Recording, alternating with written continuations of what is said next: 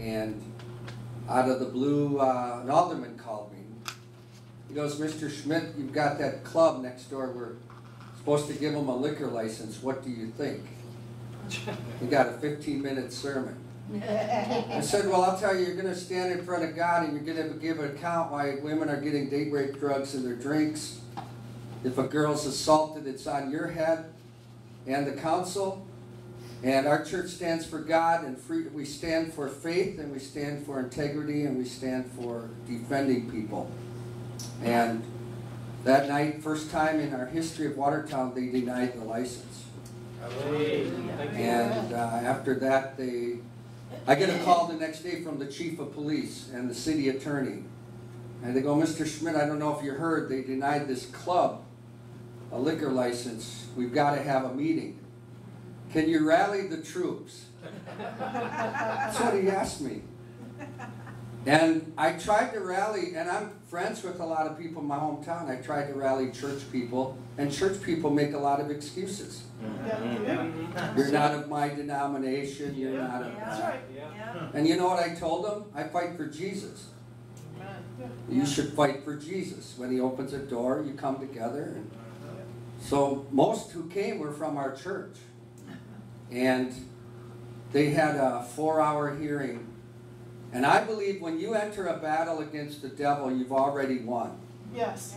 Yes. You've won way ahead of time of getting the victory, because God will go ahead of you and destroy the devil's plans. Yes. Amen? Amen. You have to engage the battle and not be afraid of the outcome. And a lady called up, the whole city council was there. This club tried to get their license back.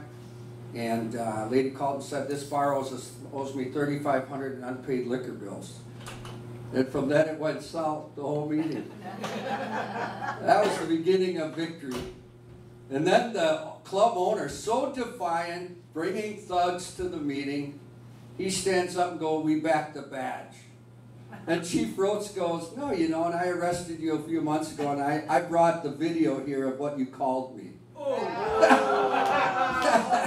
He had it on he had a camera. And the guy goes, "I do back the badge." He goes, "Unless you back down and admit you don't, I'm showing this video to the whole city council." And he backed down. And after 4 hours, they voted not to give them a liquor license. Amen? And that shut, and then they shut that club down, and God so thundered victory, the club next to us on the other side shut down. Is that not awesome?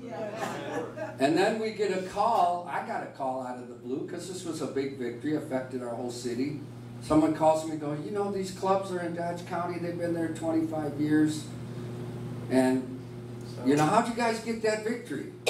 I go, "We rallied, we prayed, and we protested." So they encouraged me to do that in Dodge County. And I got with a few leaders, and we did a rally at a Catholic church, and 165 people showed up, including our top state senator.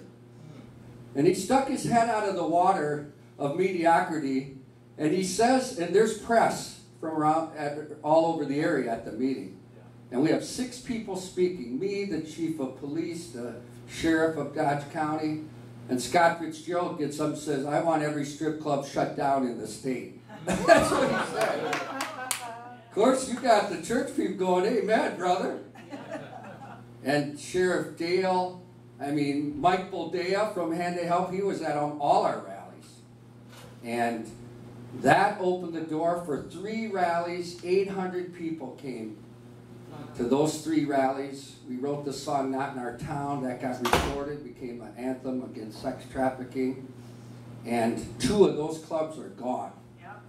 And the 3rd club is almost out. Just a few weeks from it's getting sold. But what I want to say is this. One day my wife, in the midst of all this press, one of the club owners called my wife. And he goes,